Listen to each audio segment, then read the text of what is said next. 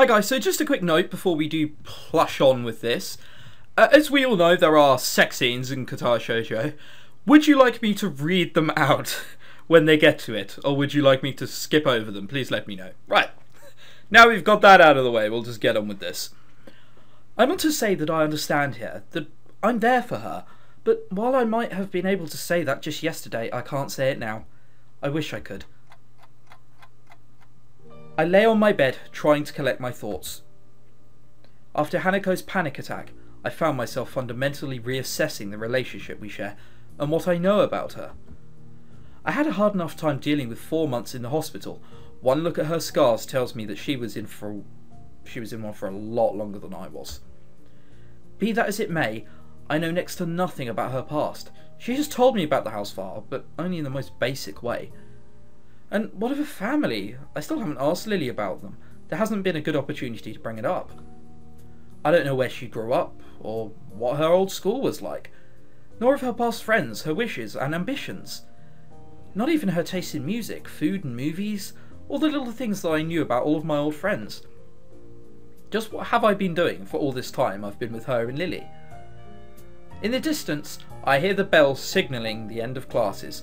With any luck, Lilly will soon realise that neither Hanako or I are around and return to the dormitories. My mobile phone starts to ring, cutting my thinking short. It quite startles me, as I've rarely been called since I've coming to Hanako. Hello, Hisao Nakai speaking. It's going to be Lilly. Yeah. Oh, Hisao, glad I found you. You weren't at any of our usual places, so I thought this would be the fastest way to contact you. I probably should have guessed it would be Lilly, as she's one of the few people I've given my number to. Even through the phone, her voice sounds slightly on edge. Hanako and I left the class early. She had some kind of panic attack. The line goes silent. If it weren't for the background static, I'd have thought Lilly had hung up on me. I understand. Could you come by my room? I'd like to talk with you. Sure, I'd appreciate the chance to have a bit of a talk, actually. Good. I also have some bad news. I think we should discuss this in person. It's hard to grasp the seriousness of the situation from Lilly's tone. She sounds so calm most of the time, but that could be a good or a bad thing, depending on how you look at it. Okay, I'll be right there. I collect Hanako's school things from my desk and head straight for Lilly's room. I rap my knuckles on her door and she soon calls me in. Lilly sits at the table inside her room, looking a little worse for wear. I guess that's because of the bad news. Following her gesture of invitation, I sit across from her and lay Hanako's things on the table.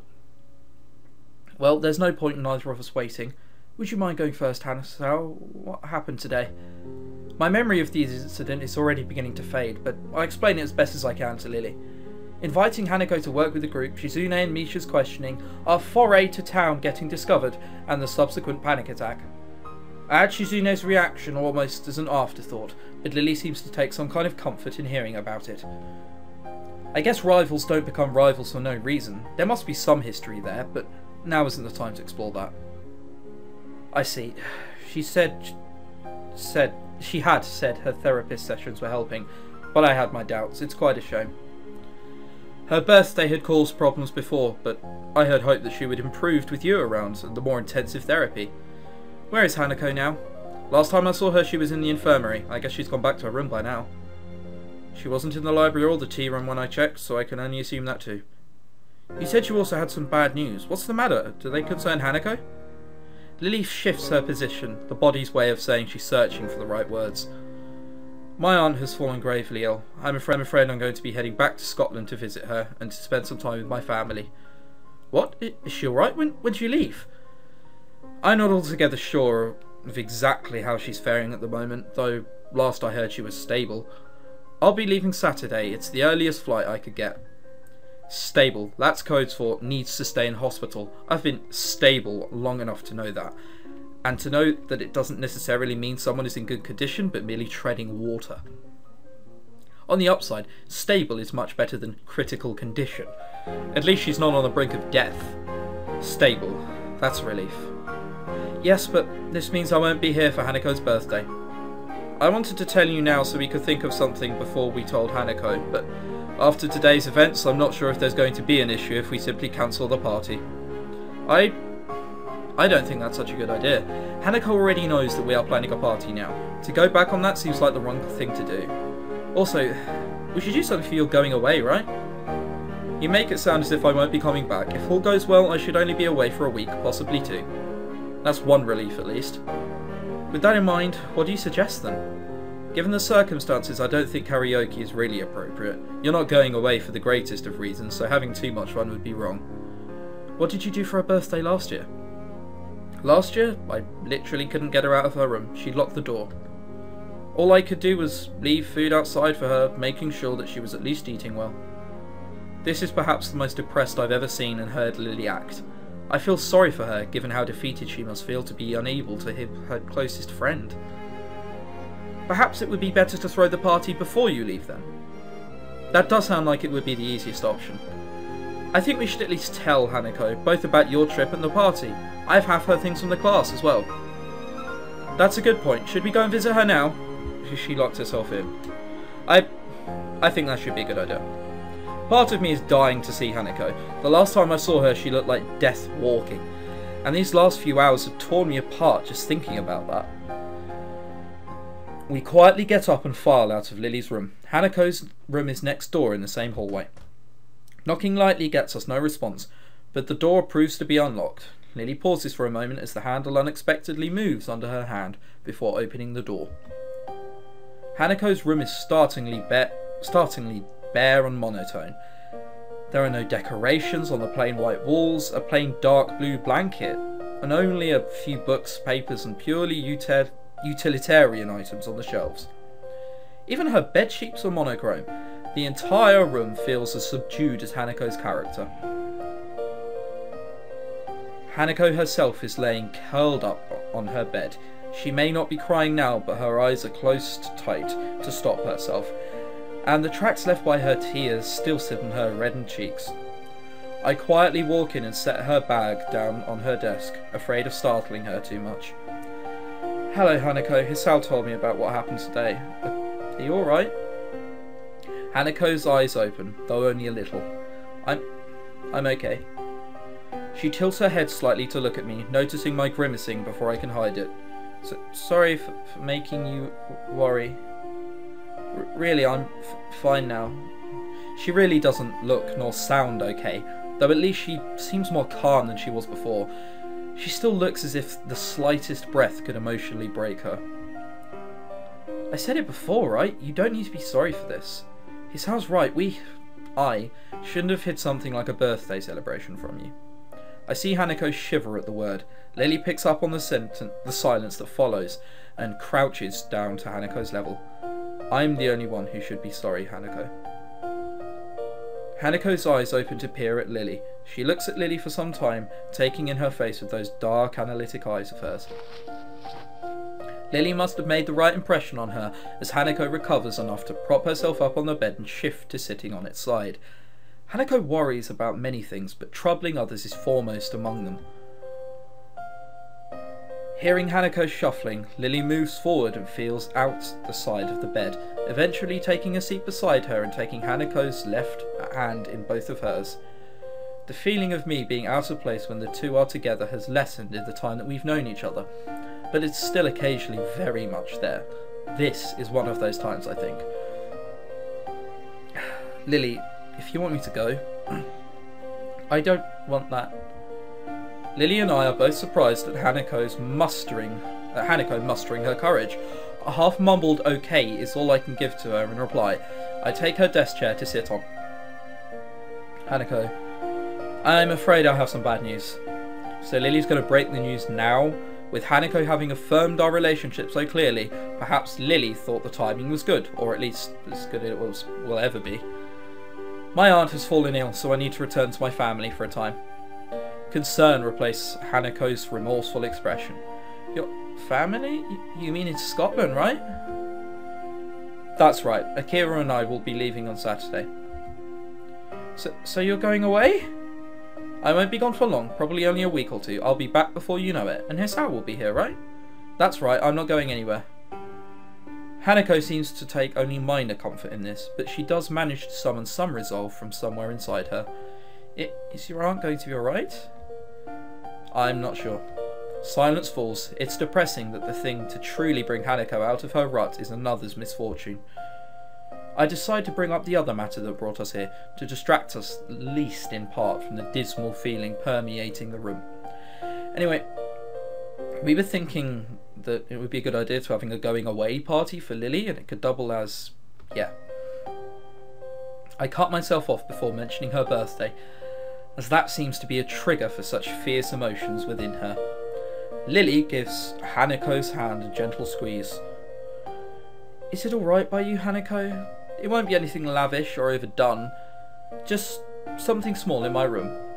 So just in the school? Just us? That's right, just the three of us. If you like, I could ask Akira to come as well. Okay, you're only going for a week? 1 week or 2, yes. I promise it won't be any longer. Okay.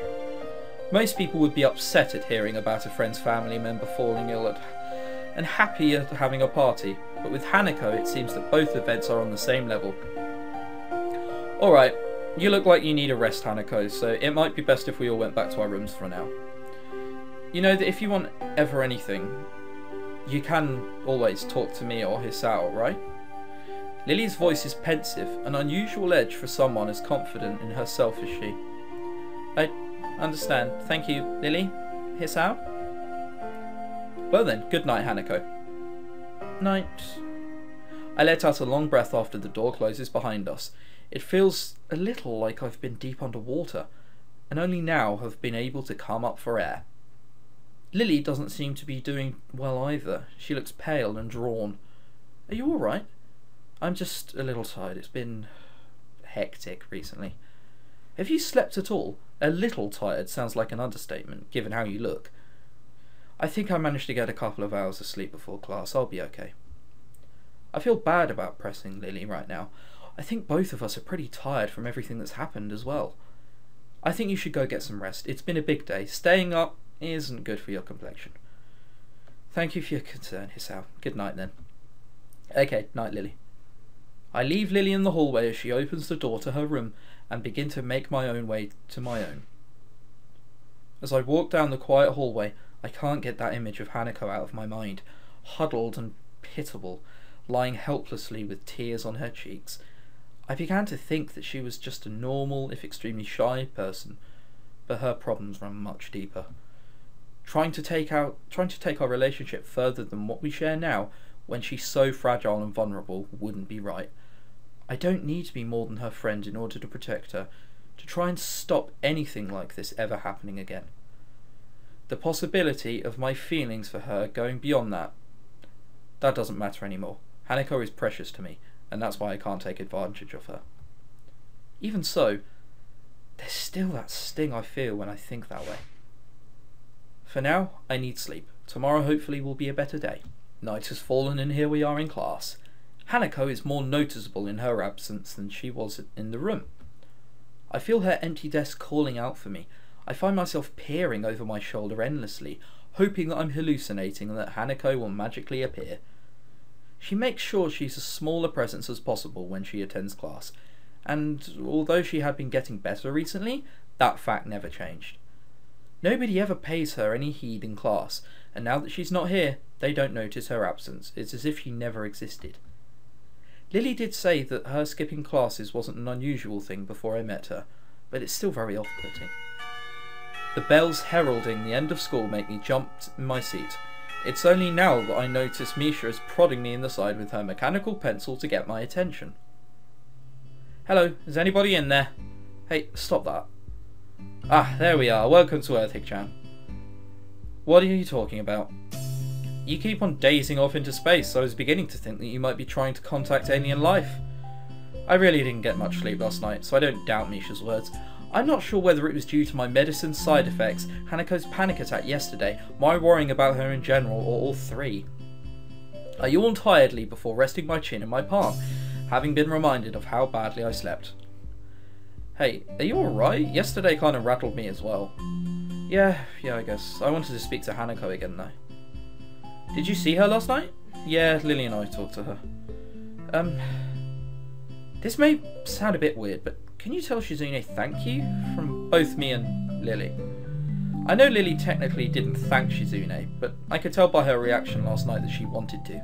At least, that's how it works out in my head. Oh. I think what Shik-chan is trying to say is you're welcome. The furious signing Shizune's reddened cheeks tell me that what she said is entirely different. Her blatantly flustered expression is amusing enough to make me chuckle. What's so funny, Hik-chan? Was it something we said? No, that's not it. I was simply thinking about how cute Shizune can be at times. Ah, you're right, Shik-chan is really cute when she tries not to be. I noticed that Misha decides not to sign her response to Shizune. Maybe Shizune's rage is enough of a counter to quantity of cute. Nevertheless, Shizune calms down and signs something else to Misha. Oh, okay, Hik-chan. Shik-chan wants you to come and have dinner with us. Dinner, eh? Turning away from them a bit, lest I be swayed by their pleading smiles, I begin to mull it over. The invitation certainly is tempting. A takeaway dinner with two cute girls is not a bad thing after all. The thought of Hanako locked up in her room, though, keeps dancing on the edge of my mind. Sorry, I'll have to pass. Aww. Misha doesn't sign my response, but Shizune picks up on it easily enough and grimaces in disappointment. She moves her arms, assumedly beginning some form of either protest or coercion, but stops herself and taps Misha's shoulder twice. Once Misha gives Shizune her attention, the only statement Shizune has in the matter is a shrug. Oh well, it's your choice, Hik-chan. I promise I'll join you two another time if that helps. Misha perks up at this, but Shizune doesn't share her reaction. With a flick of her head to signal for Misha to follow her away, Shizune simply raises her hand to silently wave me goodbye. As the two make their way out of the door, I return to gesture until they're out of sight. I didn't think that they would be so disappointed, and it makes me feel a little bad for ditching them. Still, I have things to do. The girls' dormitory is especially rowdy today, with the number of girls loudly playing games and watching the television in the common room on the first floor. I can hear their voices even now, standing in front of Hanako's door. It's an odd contrast to the emptiness of the floor she's on. The voices from below make the emptiness feel all the more lonely. I had hopes Hanako would be in class today, especially after the talk Lilly and I had with her last night, but I feel like I shouldn't hold it against her. It was a pretty awful episode, and to have experienced it firsthand must be all the worse. Not knowing what state she's in, I take a small breath before giving a few sharp knocks on her brown door.